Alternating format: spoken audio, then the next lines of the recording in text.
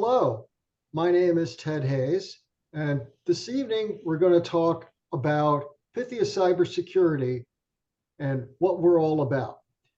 This is a discussion with Pythia Cybersecurity's leadership. Pythia is a small cybersecurity company based in America that uses three approaches to review and implement cybersecurity for its clients. Each approach has a practice leader. John Sevis, Cybersecurity Standards, Policy, and Concepts. Brendan Hemingway, Implementation and IT Systems Assurance. And then me, Ted Hayes, Behavioral Cybersecurity and Change Management. Because Pythia Cybersecurity is not trying to be a colossus or sell add-on services or engage in compliance assurance, we are nimble and scalable as we meet our clients' needs through customized solutions to the most important cybersecurity challenges any organization can take on.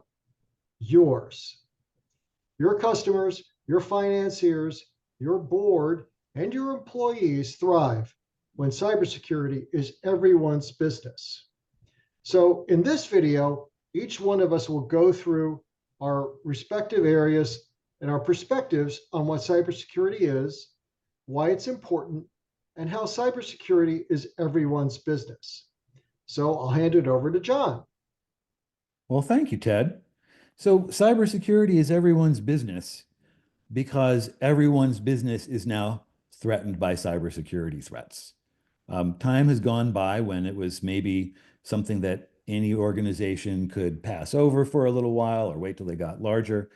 But we're now seeing a threat landscape where there are much larger numbers of threat actors using much more sophisticated tools, and they're targeting everyone, whether it's for ransomware. Downtime includes small school systems, small municipalities, healthcare organizations, startup companies, and all the way up through, from our perspective, mid-sized companies who have been on a growth path to where they've accreted enough important business assets to protect that they have to play a little catch-up ball with the amount of IT security that their IT organization is providing and the actual cyber defenses and risk management that they need to minimize the business risks to the company. So it's not just about best practices of cyber defense and best practices of IT security and put your multi-factor authentication in place. That's table stakes, that's important. But every company needs to look at what its critical assets are, what its critical threats to business continuity are, and take prudent measures to protect itself, starting but certainly not finishing with an incident response plan, and to step up to a cybersecurity program that keeps the what I call the step up to more cybersecurity current. So it's not like you go contract with some cybersecurity audit people, they helicopter in, they say the things you're doing right, they say the things that you should do next, and then they helicopter out and everything's fine because they don't know which of their recommendations are feasible, and they don't know which of your recommendations are, this is the important part, sustainable. So at Pythia, our whole approach is to identify what are the improvements to cybersecurity that are feasible at your current time, sustainable over time, and provides the ongoing protection of the critical business assets that your organization's business leaders really are the custodians of. And it makes them empowered to oversee security for the whole company. Thank you, John. Brendan, what do you think? Well, as I completely agree with John, but most of my work's been done at a slightly lower level or a lot lower level in the organization than John's. And I can tell you from the server farm and the cube farm and in the center of IT, it's never been as comfortable a fit as people would like to think to make cybersecurity IT's problem. Because you always end up being caught between management and other workers. It's people's behavior that causes a lot of the problems, and those people don't work for us in IT, and we end up either as nags saying, you don't understand why, but please do this. Or if something goes wrong, we end up going with our cap in hand to management and trying to explain to them why we need whatever it is we need. So I was always very frustrated for Pythia to think we need to change people's behavior, but I don't know how to do that. And we need to get management on board and get them to understand what's going on so that they don't only pay attention to us when our hair's on fire. So I've always thought that it's understandable, it's natural to say cybersecurity, it has something to do with computers, and IT has something to do with computers. So let's put it in the IT department. But I can tell you, even from inside the IT department, it's very frustrating to have people say, please be responsible for our behavior before something goes wrong. And then please be responsible for our procedures and our budget and our person time after something goes wrong. So I really vastly prefer a world in which cybersecurity is not cyber defense and it's not a risk that IT has to manage, but it's considered from management's perspective, part of risk management, and from the other workers' perspective, something they need to at least be aware of.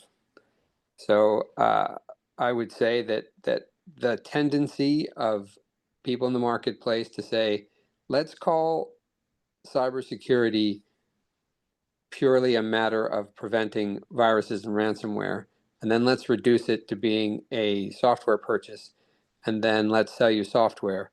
I can see why they do it, but I can tell you that it does make life difficult in the server room and in the cube farm, and I feel that our approach is a significant improvement over that.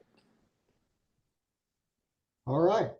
Thank you, Brendan. So let me touch on a few things in my part that both John and Brendan talked about.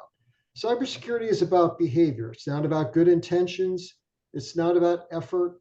It's not about downloading software and keeping it up to date. It's about behaviors, attitudes, skills, and understanding that come together under an umbrella that we're going to refer to as behavioral cybersecurity.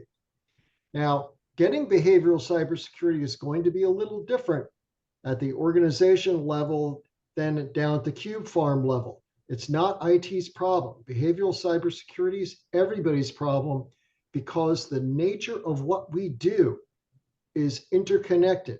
We have devices, we have laptops, watches, portable computers, desktops, server farms, even glasses. All of these things can be attacked. And so what we want to talk about is how leadership at all levels can make behavioral cybersecurity their business, because it is everybody's business in the organization. It will mean that some things need to change, and that's okay. Now, normally the only people who like change are wet babies. But with behavioral cybersecurity, what we can do is talk about making cybersecurity part of just everyday operations. Everybody from sales, service, leadership, finance has a role in behavioral cybersecurity because everything that we do is interconnected.